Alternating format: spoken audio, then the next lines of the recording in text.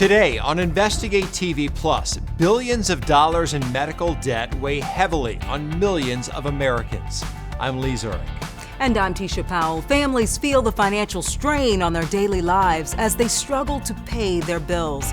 Plus, I need good credit so that way my kids and myself can have a place to stay. We speak to experts about the tools available to navigate the debt collection process. Also, when a gratuity becomes gratuitous. When surprised with a tip prompt where I haven't seen one before, I pay it. How much should you tip, and when it's okay for you to say enough? We have all sides of this debate. Then, a family inspired to act after learning their loved one's secret. I felt less around others who did go to college, and I had the feeling I had to do better. In-depth stories that inform and inspire. You're watching Investigate TV Plus. A trip to the emergency room can instantly change your life, not just medically, but financially. According to a June 2022 study by the Kaiser Family Foundation, 41% of adults currently have some debt caused by medical bills. And that same study found 30% of Americans who currently do not have healthcare debt would be unable to pay an unexpected $500 medical bill. Consumer investigator Rachel DePompa speaks with experts helping those struggling under the weight of medical debt. 911, what's your emergency? 1350 East 49th Street. Transport is on the way. She shows up in life's critical moments. Code Blue, room 305. All nurses to the nurses station. People's lives get turned upside down in an instant. And a lot of folks think it's not going to happen to them. But when it does, Rita Krentz is saving lives. She's a critical care flight paramedic in Virginia, and she knows better than most.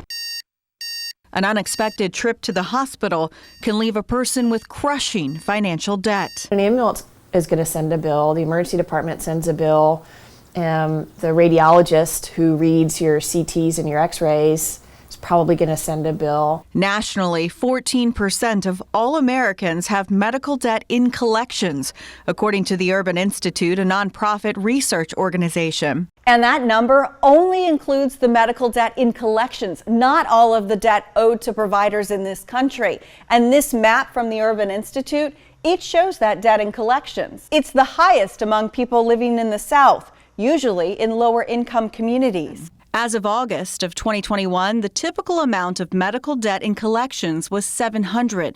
Rochelle Jordan is a single mother of 4 in Arizona. She spoke to us over a quick lunch break at her fast food job, the only time she could spare. I don't remember what was wrong with me, but I know that I got a big medical bill from the hospital. After falling dizzy on her way to work, a friend called a paramedic. And for 9 years, Jordan said after the ambulance ride and trip to the ER, she had thousands of dollars in medical bills hanging over her head. I need good credit so that way my kids and myself can have a place to stay. It's the number one cause of bankruptcy across the country. It is something that burdens everyday Americans all the time. Nobody is really immune to it. Allison Sesso is the executive director of RIP Medical Debt, a nonprofit that pays off medical debt for families across the country. It uses donations to buy large bundles of old debt from hospitals and collection agencies. The nonprofit randomly selects families in desperate need, those making less than 2 times the federal poverty level, which is why when help came from RIP Medical Debt, Rochelle Jordan was stunned. It's like a present, like Christmas. You don't know what it is until you open it up. A letter telling her she no longer has an obligation to pay this debt to anyone. It's gone. People, feel a real mental burden when they have a debt. Even if it's $1,000, it's something that physically hurts them because it's weighing on them. In just 9 years, the organization's relieved $9.5 billion in medical debt. Chris Van Haren worked for 2 decades as a pharmacist in Madison, Wisconsin. She is now a medical advocate, helping families understand their insurance and file appeals. Are we in a medical debt crisis in this country? Absolutely. When GoFundMe is the main way that people pay for their medical bills, we know we're in trouble. Van Haren suggests take the time to learn your insurance plan and the hospitals in your network. Then make a separate list of out-of-network hospitals so when an emergency happens, you know your copays, the money you're expected to pay up front. Open any letters that you find inside your mailbox from a medical facility. Those bills can end up in collections quickly. 58% of all the bills in collections are medical. If you have any questions about your bill or something doesn't look right, call the billing department or connect with a patient advocate who can help you through the process. There's no way to apply for help from an organization like RIP Medical Debt. Debt is chosen at random. Rochelle Jordan knows she was one of the lucky ones. This is a smile of a person that's happy to be cleared off that debt. In April of 2023, the White House unveiled new measures to help alleviate medical debt and its impact on Americans' credit. Also, the three major credit bureaus announced that they would stop reporting medical collection debt below $500. Medical bills can be overwhelming, and sometimes you just need someone in your corner to help. We go back to consumer investigator Rachel DePompa, who walks us through how to find someone to speak up for you. Patient advocates fight for you when dealing with doctors, medical professionals, and insurance companies. They'll look at your bills and help you understand your insurance. Some charge, some offer the service pro bono. It's one of the fastest growing fields, expected to produce 51,000 jobs over the next 10 years, according to job search site Zappia. Take a look at this map. The darker purple are the places with the most advocates. So how do you find one? One place you can check, gnanow.org. It's the Greater National Advocate Organization. It gives you access to a network of independent patient advocates. Just click this tab, the green search button. You can search for a specific type of health advocate. For example, you could put in billing and insurance and then your zip code and your city to find a person near you. You'll get a list of people with a photo, a phone number, and an email address. Chris Van Haren has her own advocacy group based in Wisconsin, but she also helps people across the country. So we spend the time on the phone. We spend the time writing the letters. We spend the time gathering all of the necessary documents and addressing them so that you can focus on your health. You will likely pay a fee by the hour for a patient advocate. Prices can vary state by state, and they could save you several $100s, even several thousand on medical bills. There are some national organizations that provide this service for free. Still to come, more and more businesses with a special request at the register. Everybody should be able to ask for a tip. It's important. How about at the register? I think that's a little different. An etiquette expert explains tipping techniques for you. But first, a test so important experts say you now need it years earlier. So I had my first ever mammogram this morning, and it was a great experience. The new guidelines that could make a life-saving difference. You can watch Investigate TV Plus anytime, streaming online. Get the app for Roku, Amazon Fire TV, and Apple TV. They're free to download.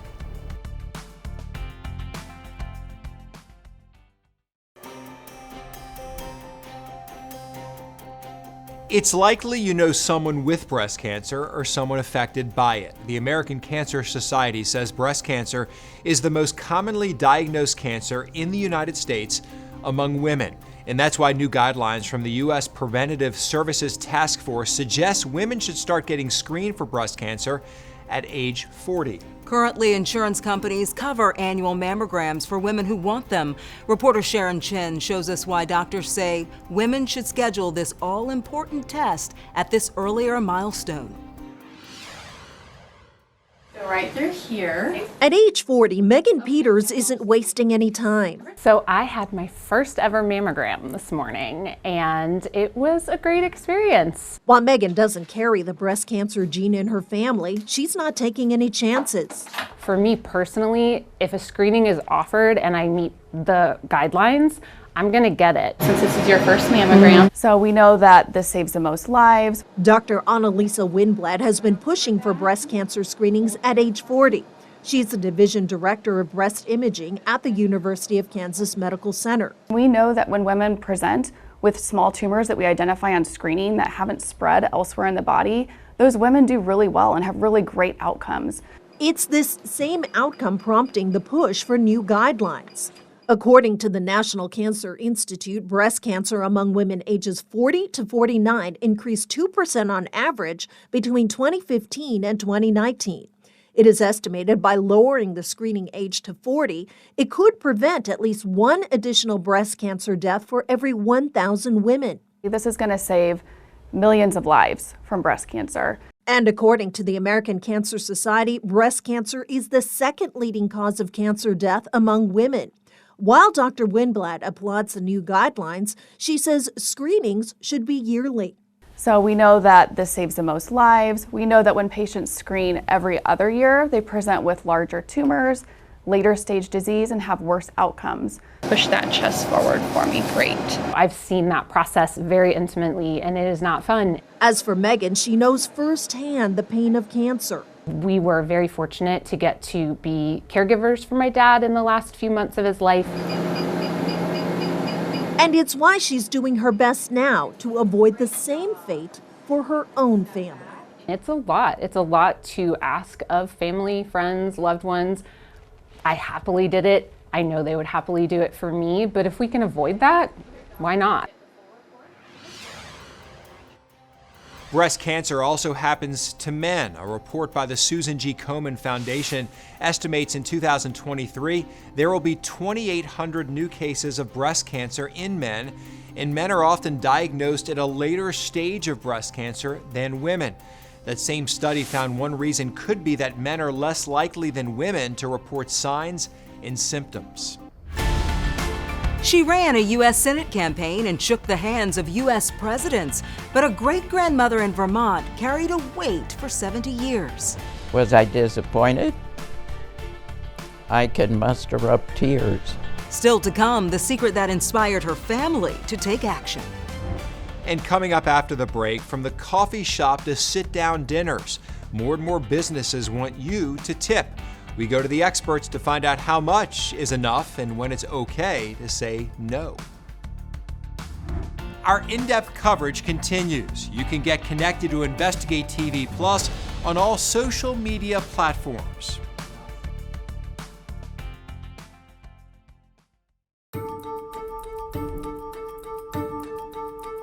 There are a pair of money questions popping up more and more. Should you leave a tip? And if you do, how much? If you feel pressured or even a little annoyed after a digital kiosk asks you to leave a tip, you are not alone. A June 2023 survey by Bankrate showed 66% of Americans have a negative view of tipping, especially when it comes to digital payment prompts with predetermined options. We uncover why you're seeing more prompts to tip and what you should do the next time you're asked.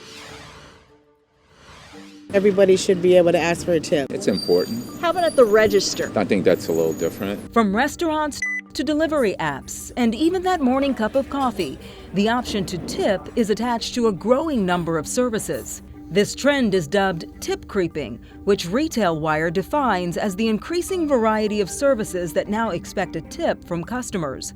Dr. Stephen Miller of the Lee Business School at UNLV says what was a pandemic pastime to help struggling service workers has stuck. They're trying to give you the hint, not so much tipping, it's inflation. A May of 2023 report from NerdWallet shows 29% of Americans feel the pressure to tip has increased over the last year. When surprised with a tip prompt where I haven't seen one before, I pay it. Corey Mintz is the author of The Next Supper, The End of Restaurants as We Knew Them, and What Comes After. He says as businesses struggle with surging cost, some may lower base pay, then you, the customer, make up the difference. Some places are going, maybe I can just dial up the prices a little bit, but also add a tip line. Maybe some of my customers will complain. Maybe some of them won't tip. But many customers feel employers should start paying up. 41% of those surveyed by Bankrate say they would like to see employers pay their employees better. We don't pay servers minimum wage, much less a living wage, the way we do people who work in other positions that also get tipped. Dan Post-Sinning is an etiquette expert and co-president of the Emily Post Institute. He says there's a difference between dining out, sit-down table service, and all the other places we encounter an invitation to tip these days. So believe it or not, that barista, that person behind the counter who turns that iPad around with the suggested tip amounts, that person is likely to be making a higher hourly wage than the person that's bringing your food to you at the table, at least when you separate the tips out. So it really is a discretionary tip. U.S. Bureau of Labor data from May of 2023 says the median wage for fast food and counter workers is $13.43 an hour for full-time staff, excluding tips. Dan says a sit-down meal is really a unique tipping experience compared to the others. He also says when it comes to tipping, we should remember it boils down to thanking the worker who served us. Gratuities are rooted in gratitude. And it's so hard when they're looking right at you and you're thinking, what are they going to think of me if I don't leave a big tip? They turn it right around and they're kind of staring at you. Although, but I have like upped my tipping since COVID and really haven't stopped. It's just something like you said in the story there. Well, it's a way to say thank you. It is, and they deserve thanks. And the experts that we spoke with suggest a 20% tip at the register, especially if you don't know the base pay. They also say it's okay to say no thanks to a tipped prompt. Also, Bankrate found the tendency to always tip for services increases as people age. Gen Z is the least likely to always tip for service, while baby boomers are the most likely. She grew up in the Depression and sacrificed so her brother could go to college. You know how much I wanted to go to school. Nearly 7 decades later, her sacrifice is finally rewarded. Up next, you'll see how her life inspired her family to make her dream finally come true. You can watch Investigate TV Plus anytime online. Just subscribe to our YouTube channel at Investigate TV. You can catch stories and full episodes.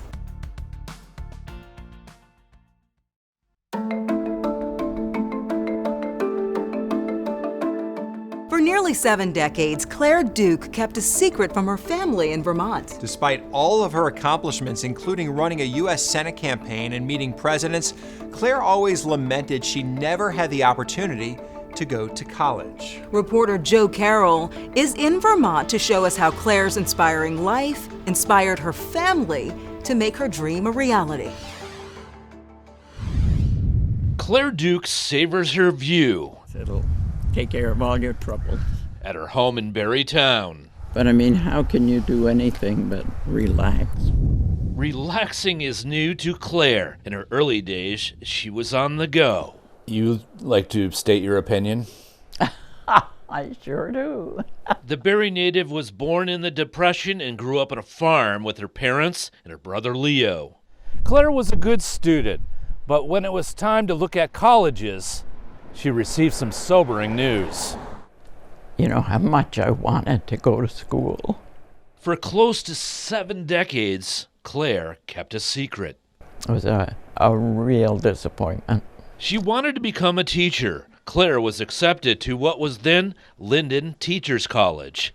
But the cost of tuition and room and board was too much money for her parents. You know, it's hard for young people probably to realize there was a day when if you didn't have the money and you couldn't pay for it, you didn't do it.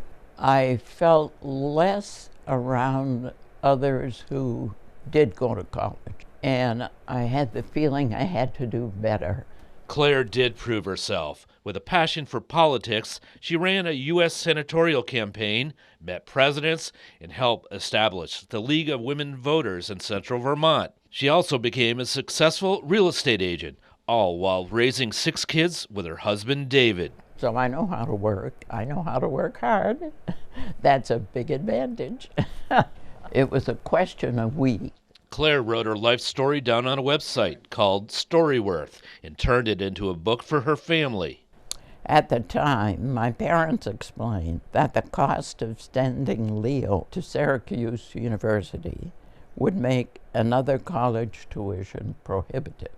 Was I disappointed? I can muster up tears. That was the end of going to college. Her kids were surprised by Claire's revelation and lobbied Lyndon. The administration agreed to award her with an honorable doctoral degree in letters. I wish my parents could see this.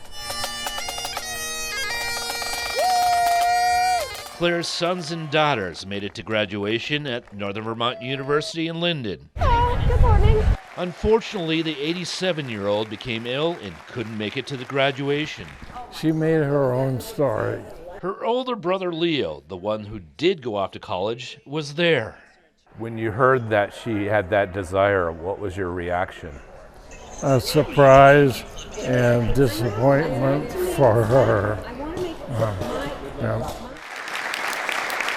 Claire is watching in on live stream, so let's give her a big round of applause. So at home with David, Claire soaked it all in. This honorable institution is recognizing, and this is for you, Claire, at home, that you, Claire Diane LaFerrier-Duke, have proven that education can come in many different forms, all of which are equally valuable. The honor is well-deserved. The family, however, takes center stage. What is your greatest accomplishment? Oh, my 6 children. The first thing that comes to mind for me is to never give up on your dreams, and it's never too late to accomplish things. Although I will say, did you catch her husband in the chair next to her Yes. with the shirt, "I survived my wife's die"? It was very cute, but great story, so inspiring. Never give up, right? Never give up. Nope. And that's it for us on Investigate TV Plus. I'm Tisha Powell. And I'm Lee Zurich. Thanks for watching. Next time on Investigate TV Plus, college students seriously injured or killed in hazing rituals. Our investigation reveals a plan national fraternities never meant for you to read. Is it a smoking gun? It's a gun they never wanted to be seen.